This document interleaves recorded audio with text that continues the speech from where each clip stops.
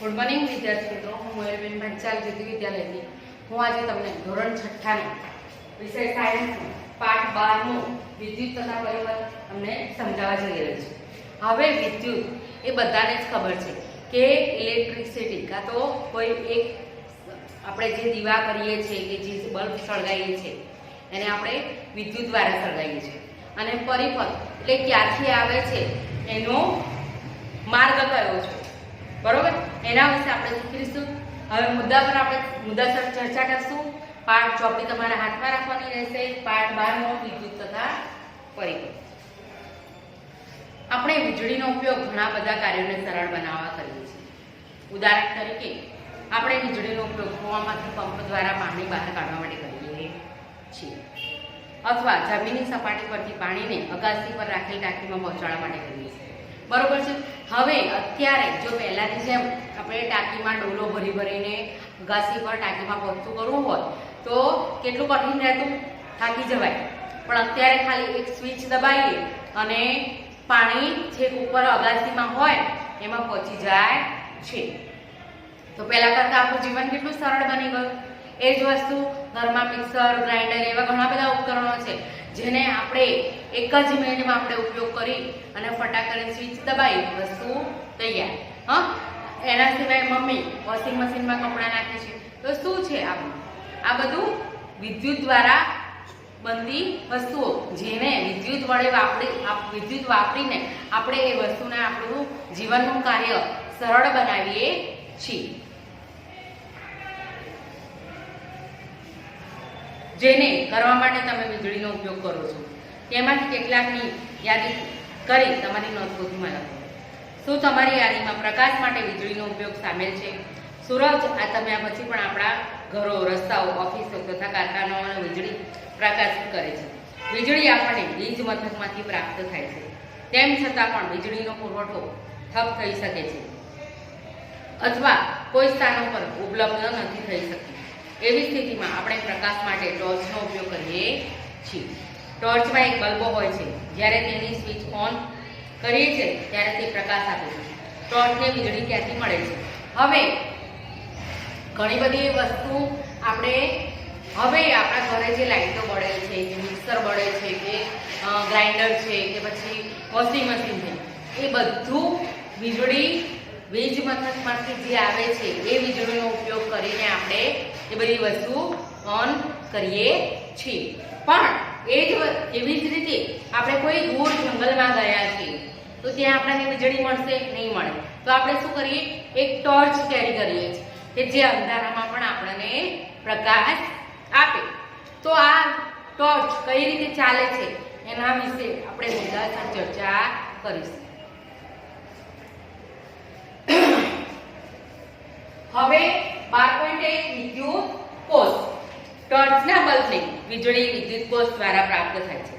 વિદ્યુત કોષનો ઉપયોગ વિદ્યુત સ્ત્રોતના રૂપે એલાર્મ, ઘડિયાળ, રેડિયો, કેમેરા તથા અન્ય ઉપકરણોમાં કરવામાં આવે છે.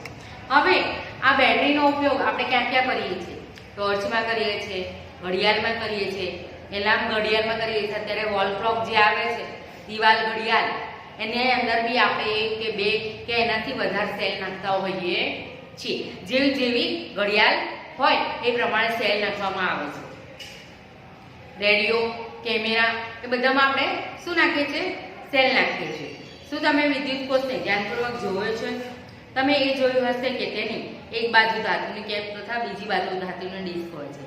શું તમે વિદ્યુત કોષ ઉપર એક ઘન ચિહ્ન તથા એક ઋણ ચિહ્ન, એટલે કે પેલામાં ઘનમાં પ્લસનું ચિહ્ન અને ઋણ ચિહ્ન એટલે કે માઇનસનું ચિહ્ન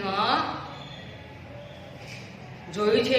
વિદ્યુત કોષમાં ધાતુની એક ઘન ધ્રુવ તથા ધાતુની તકતી ઋણ ધ્રુવ કહેવાય છે. બધા જ વિદ્યુત કોષમાં 2 ધ્રુવો હોય છે, જેમાં એક ઘન એટલે કે પ્લસની નિશાની હોય છે તે, અને બીજું ઋણ એટલે કે માઇનસ ધ્રુવ હોય છે. હવે મારી પાસે એક અહીંયા સેલ છે. આ તમને દેખાય છે શું છે? ઉપર એક કેપ જેવું છે અને બીજી બાજુ જ્યારે હું ફેરવું છું ત્યારે જાણે એક ડીશ હોય એવી જગ્યા એવું બતાવેલું હોય છે. હવે આ જે કેપ વાળો ભાગ છે, મેં જુઓ કેપ વાળો ભાગ છે એ ઘન ભાગ કહેવાય છે. શું કહેવાય છે? ઘન. અને આ જે ડીશ વાળો ભાગ છે એને આપણે ઋણ કહીએ છીએ. શું કહીએ છીએ? ઋણ. આ શું છે? ઘન. જે કેપ વાળો ભાગ છે અને જે ડીશ વાળો ભાગ છે એને ઋણ કહીએ છીએ.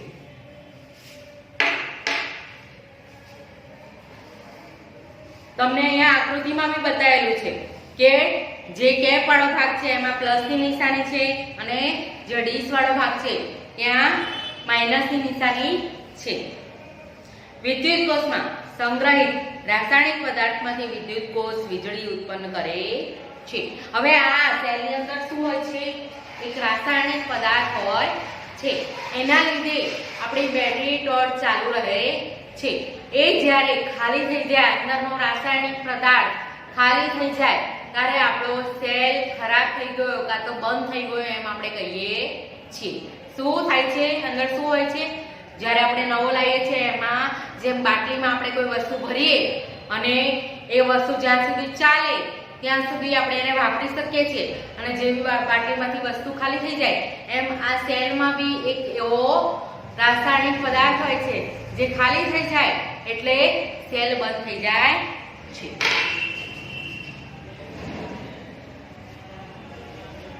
ત્યારે વિદ્યુત કોષ વીજળી ઉત્પન્ન કરવાનું બંધ કરી દે છે. શું થાય છે? ફરીથી વિદ્યુત કોષમાં સંગ્રહિત રાસાયણિક પદાર્થમાંથી વિદ્યુત કોષ વીજળી ઉત્પન્ન કરે છે. જ્યારે વિદ્યુત કોષમાં રહેલી રાસાયણિક પદાર્થ વપરાઈ જાય છે ત્યારે વિદ્યુત કોષ વીજળી ઉત્પન્ન કરવાનું બંધ કરી દે છે. તો ત્યારે તે વિદ્યુત કોષને એક નવા વિદ્યુત કોષથી બદલવો પડે છે. હવે શું થયું? આ સેલ ખરાબ થઈ ગયો તો બેટરી ફેંકી નથી દેવાની હોતી. આવો જ બીજો સેલ લાવી અને બેટરીમાં નાખો એટલે બેટરી ચાલુ થઈ જાય છે. ટોર્ચના બલ્બમાં કાચની બહારની સપાટી ધાતુની સપાટી સાથે ચોંટાડેલ હોય છે. બલ્બના કાચના આવરણની અંદર શું હોય છે? હવે તમે જુઓ, અહીંયા આકૃતિ આપેલી છે, બલ્બની આકૃતિ આપેલી છે.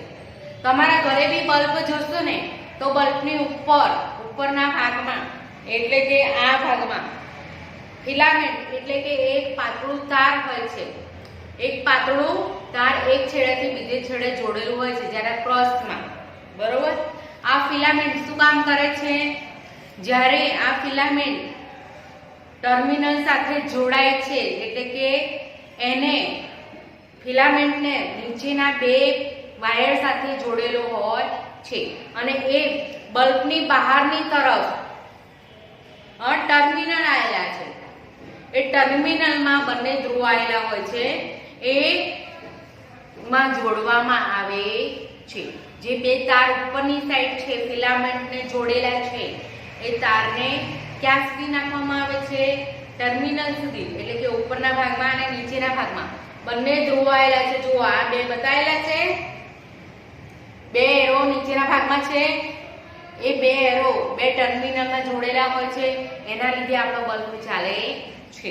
અને જ્યારે આપણું આ ઉપરનું ફિલામેન્ટ બતાવેલું છે ને અહીંયા પતલું તાર એ જ્યારે તૂટી જાય ત્યારે આપણો બલ્બ બંધ થઈ જાય છે. પ્રવૃત્તિ 1. એક ટોર્ચ લો તથા તેની અંદર રહેલ બલ્બને જુઓ. તમે તમારા શિક્ષકની મદદથી આ તમારે શું કરવું પડશે? હું તો અહીંયા તમારી સાથે છું નહીં, તો તમારે તમારા મમ્મી પપ્પાની મદદ લેવાની રહેશે. આ બલ્બને બહાર પણ કાઢી શકો છો. તમારા ધ્યાનમાં શું આવ્યું? શું તમે કાચના બલ્બની મધ્યમાં એક પાતળો તાર જોઈ શકો છો? હવે ટોર્ચની સ્વિચ ઓન કરો અને જુઓ કે બલ્બનો કયો ભાગ પ્રકાશિત થાય છે. તો જ્યારે આપણે બલ્બ ચાલુ કરીએ છીએ તો ઉપરનો જે ફિલામેન્ટ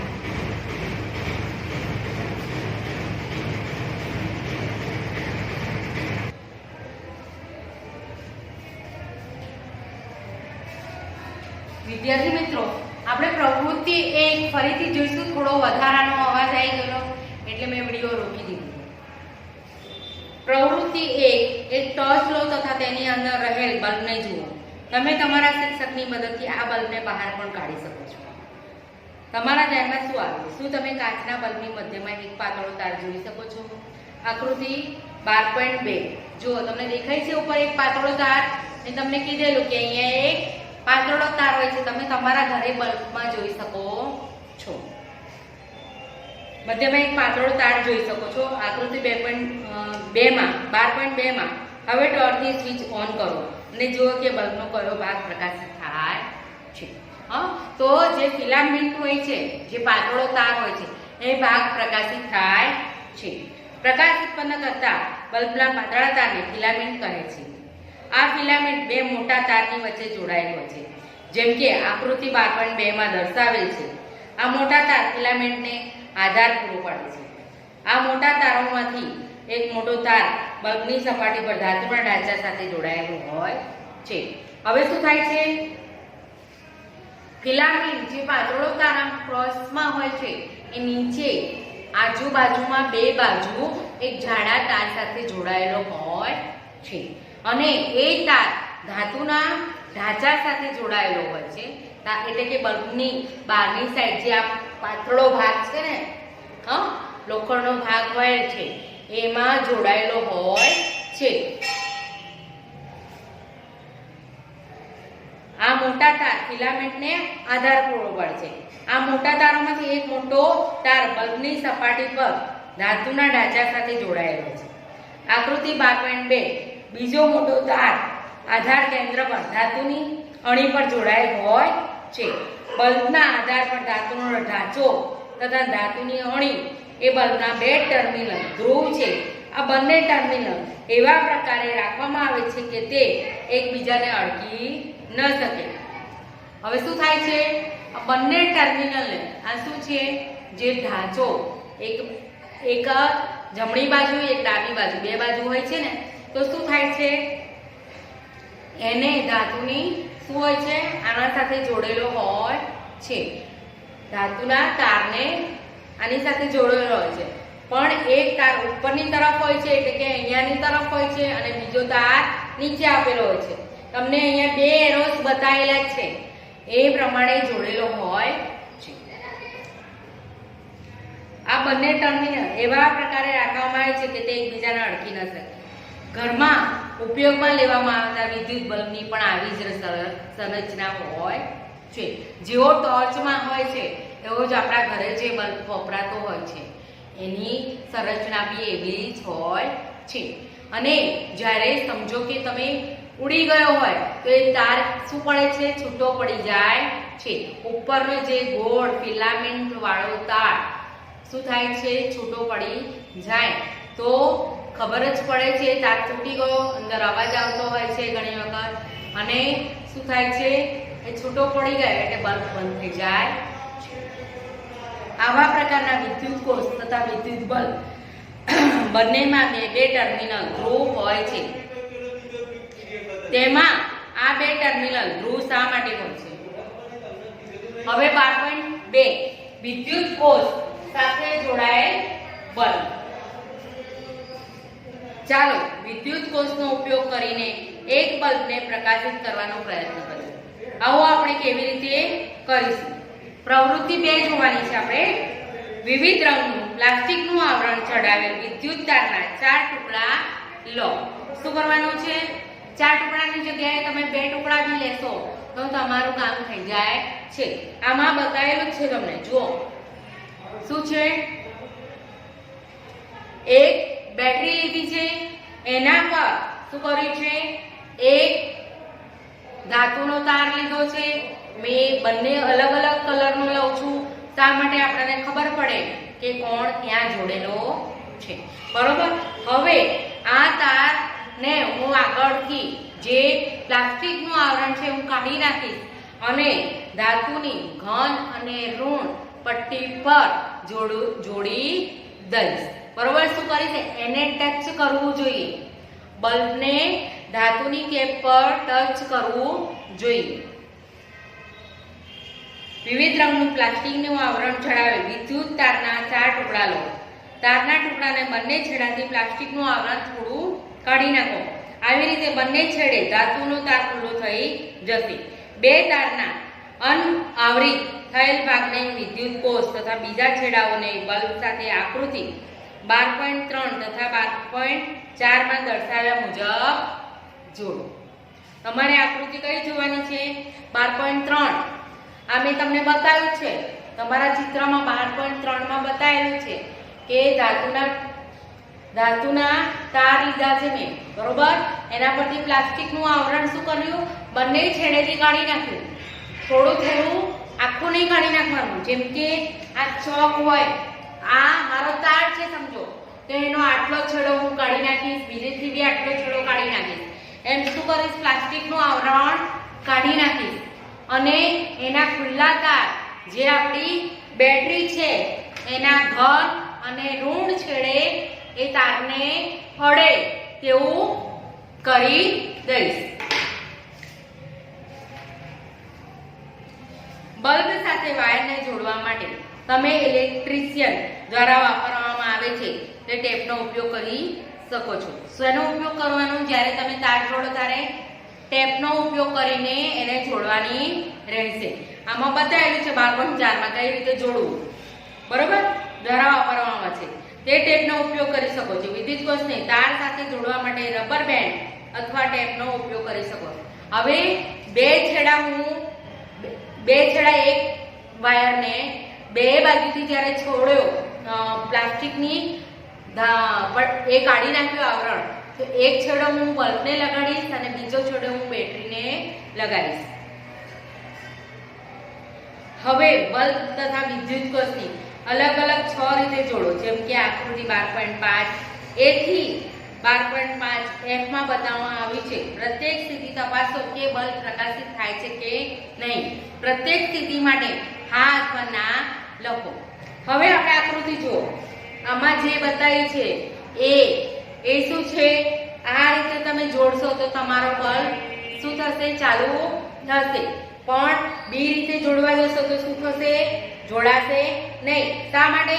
કેમ કે નીચેના ભાગથી એ છૂટું પડી ગયું છે. કોઈ બી વસ્તુ એકબીજા સાથે અડેલી હશે, એકબીજા સાથે ફોલ્ડન કરેલી હશે તો એ વિદ્યુત પરિપથ પસાર કરે છે, પણ નથી. અહીંયાથી છૂટો પડી ગયો છે એટલે વિદ્યુત પરિપથ પૂર્ણ થયો નથી. એવી જ રીતે સીમા બી ઉપરના ભાગમાં વિદ્યુત પરિપથ પૂરો થયો નથી. એમ જ ડીમાં શું થાય છે? એમાં બી વિદ્યુત પરિપથ અહીંયાથી છૂટો પડી ગયો છે એટલે થાતો નથી.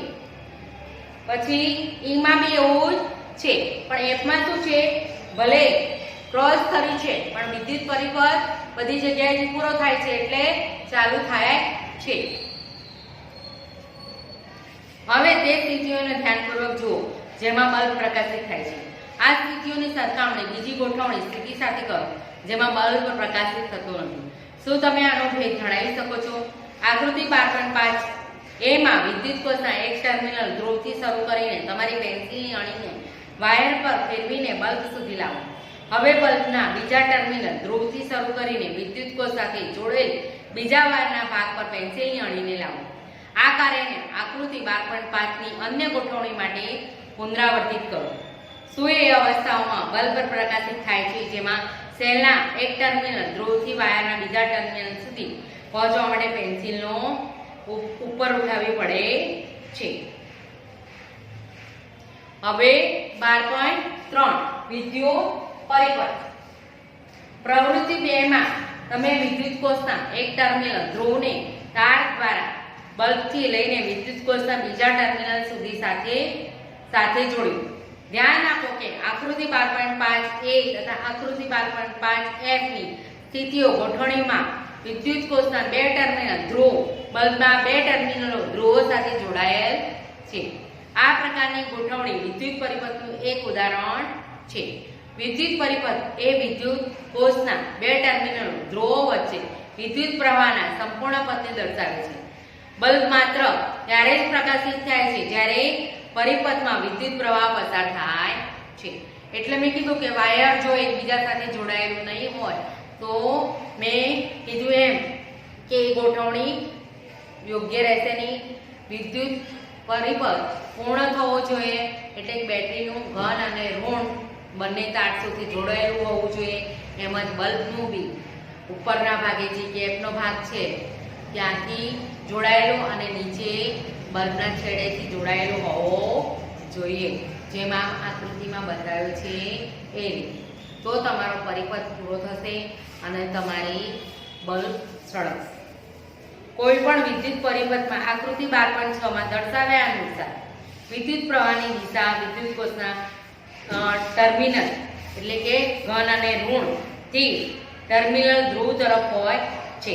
જ્યારે બલ્બમાં ટર્મિનલ ધ્રુવો તાર વડે વિદ્યુત કોષના ટર્મિનલ ધ્રુવો સાથે જોડવામાં આવે તો બલ્બના ફિલામેન્ટથી લઈને વિદ્યુત પ્રવાહ પસાર થાય છે.